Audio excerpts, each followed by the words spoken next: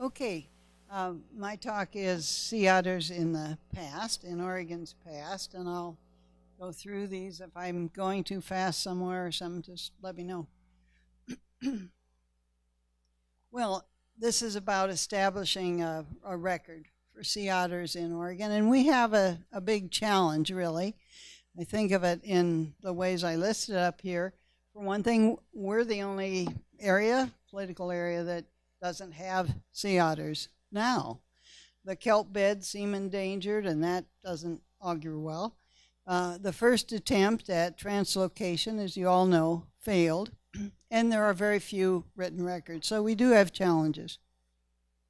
And so we have to think about the evidence. What do we know? How do we know it? What we do know, or think we know, about sea otters in Oregon's past. And I listed here several areas of research that are going on and have gone on. And I'm going to talk mainly about the latter two, a little bit about the written records.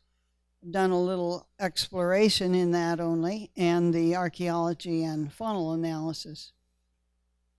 I am a biological anthropologist mainly, a general anthropologist. I've done a little bit of all types of anthropology, and it's a great field because you can do that. And it's all anthropology, it's fine. So health and skeletal studies. And I focus on how these apply to humans in societies.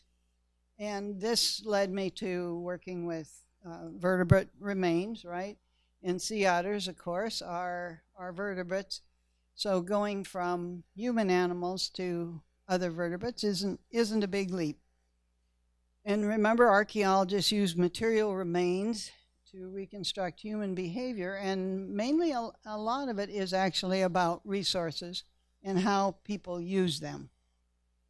So what does the Sea Otter Trade record tell us? Well, I found this in looking through the literature.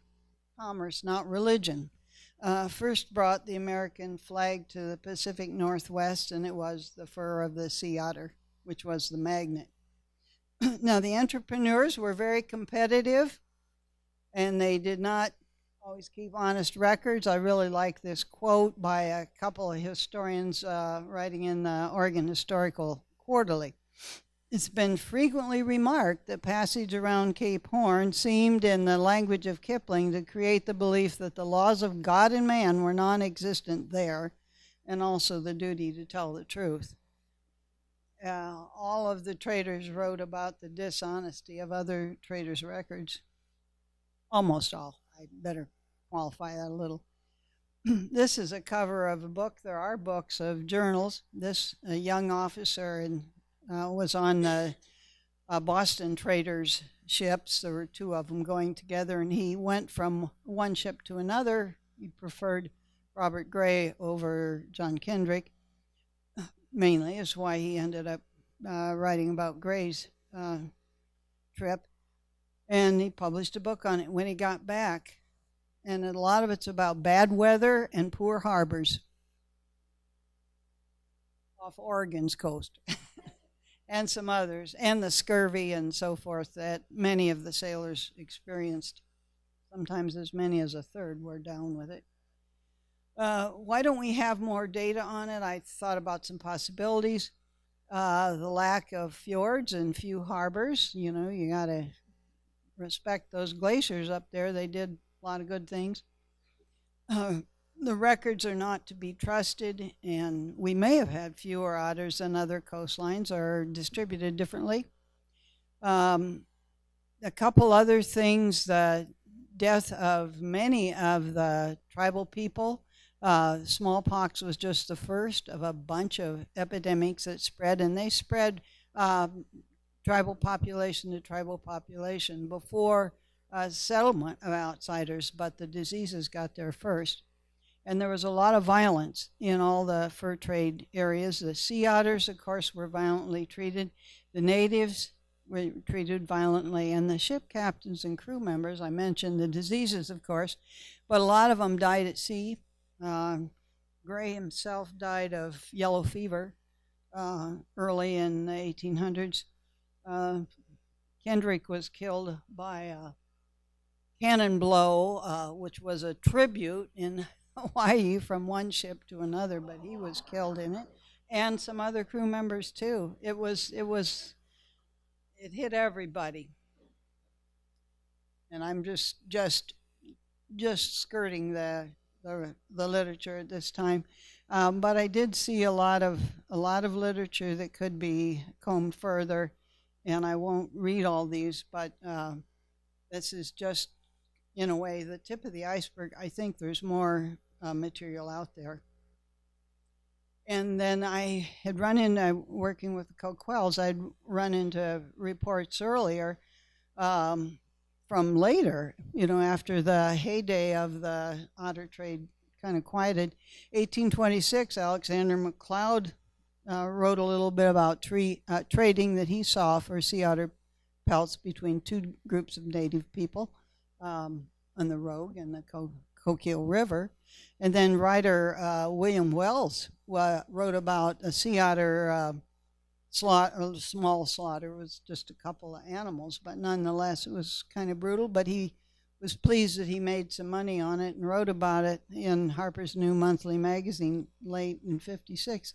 And reading about it, it sounds almost like he's talking about sea otters because they were, or river otters, because they were very playful, as river otters are. But he refers to both species, and he seems to know the difference between them. So I think we have to take him at his word. Good to think about how archaeological sites are chosen and how you can, what population you can generalize to as a result of that. Many are excavated on public land because of development or disturbance. Then there's the Little Whale Cove site. The landowner wondered whether Francis Drake had stopped there, as many people did in 1569 or whatever it was, and funded one of our projects that Lee Lyman led. And nope, we didn't find any evidence of Francis Drake. We did find a lot of middens of native people, though, going back some thousands of years. But it got the job done. Like other sciences, archaeology is expensive and costs can be prohibitive. And there are good reasons not to disturb or excavate a site unless there's a compelling reason. There's good reasons to save it for the future, for not disturbing burials, and just all kinds of good reasons not to do it. And then there are good reasons, occasionally compelling reasons to do it. But anyway, site locations are not random. And so we don't know exactly how far we can generalize. Shell middens. I am sometimes bothered when people talk about middens as dumps and garbage dumps because there's a lot of important material there. And the shell changes the soil characteristics, makes a lot of our soils that are quite acidic into slightly alkaline in the 7 and up value range, and that helps to preserve the bone. In fact, without it, I don't know that much would preserve at all. So middens are really important. This is just a sidewall of an archaeological unit with middens and a past campfire. This is the same archaeological site, actually, near the mouth of the Coquille River. And people are excavating, measuring the depth, and going about the normal business that goes on during an excavation. Sorting artifacts is very important. And at the left here, you see the depth being measured and artifacts being removed. And at the right, the woman is screening and separating the shell from the bone, and probably some, in this particular case, a little historic materials, and separating and bagging each of them individually. And in this picture, it's Jerry Running Fox at the right, and he is the person in the Coquille tribe who invited our team to salvage a site near Bullard's Park on the Coquille River. It was in danger. It was actually not just in danger of being vandalized, it was being vandalized. But we did get the bones back, and he wanted it stabilized and finished. So that started a long series of interactions and friendships with the tribe that continue to this day. The active participation of descendants and community members, as the other man was an abandoned resident, adds a lot of meaning to any project, and keeps the students in line too, I'll tell you. Great. The lab work. Identifying fragmentary bones is slow work. It's no wonder that people do other tasks first, and oftentimes things that you really have to do. You have to get charcoal or make dating estimates, and stone tools are very attractive to many people. I'm honestly not sure why, but they are to some. I like bones myself. But anyway, often the archaeologists who excavate do not do the faunal analysis, but that's done later, and that's fine, because if it's all prepared and bagged and sorted properly, that works fine. One of the conventions of faunal analysis is, what numbers can you use? You have all these little fragments and sometimes larger pieces of bone, and you have to figure out, well, what does all this mean?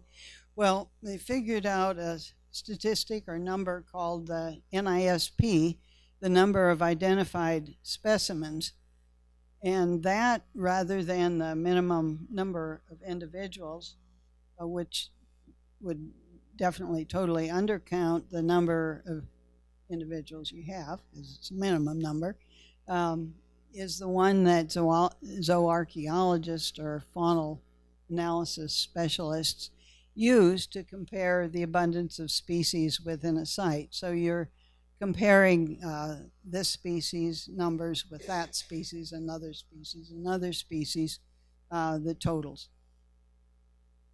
And we'll have an example of that. Here,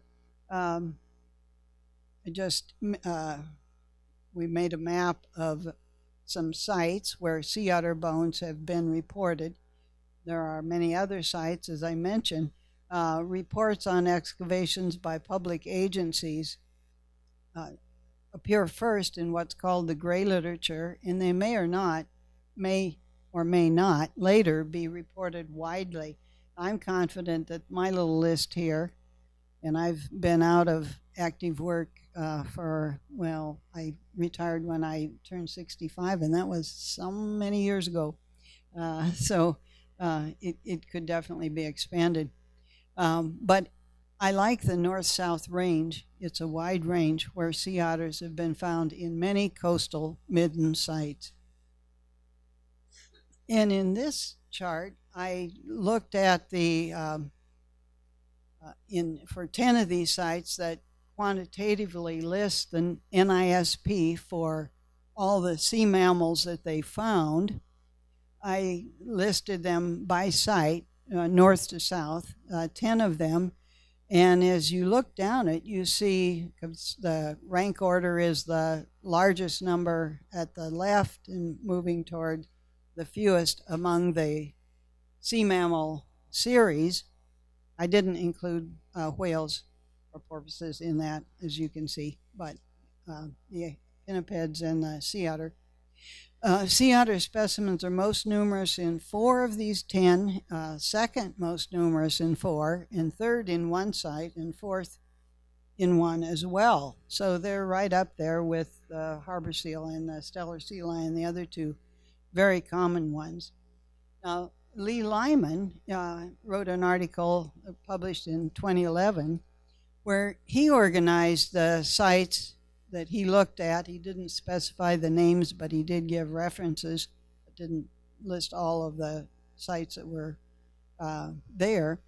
But he presented the count. So following his material, I highlighted the sea otter. So the sea otter, as you can see, is the most common in his northern Oregon coast sites.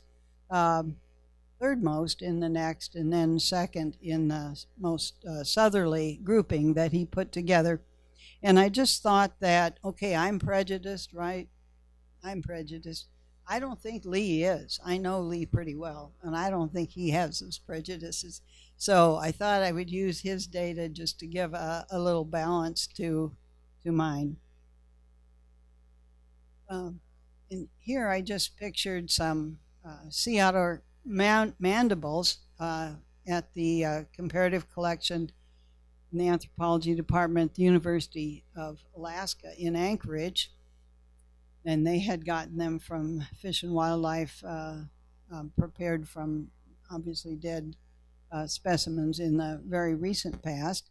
And then we have below mandibles from our collection, and I believe these are ones that I'd prepared to send for genetic analysis.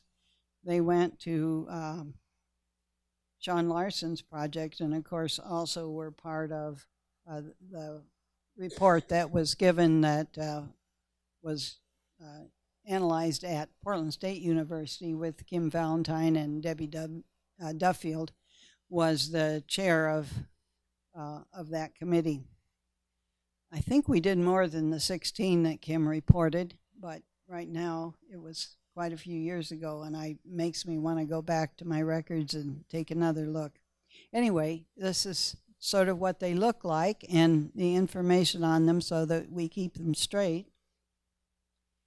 And more of different bones. So obviously when you send one, you try to find one that's pretty well whole and looks like it's going to be a good candidate. But boy, can you be surprised sometimes. Some of the most beautiful specimens do not turn out to be susceptible to DNA testing, and some that don't look so good are. So you just have to do the best you can and have maybe 3/4 success.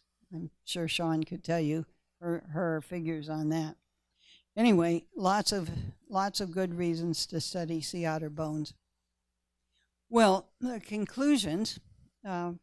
We've seen that the sea otter was present on the Oregon coast in prehistoric times and was at least as abundant as other sea mammals.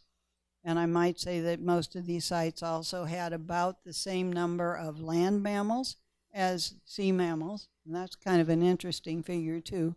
People were interested in both sets of animals and recording them for us. As is customary, I'll suggest that additional research could explore these topics further, but I do think that we have enough information to argue that our coastal environment once was home to this happy mustelid. Being very hopeful there. Looks happy to me. I photographed him in Resurrection Bay when I was at the University of Alaska there in Anchorage for a week.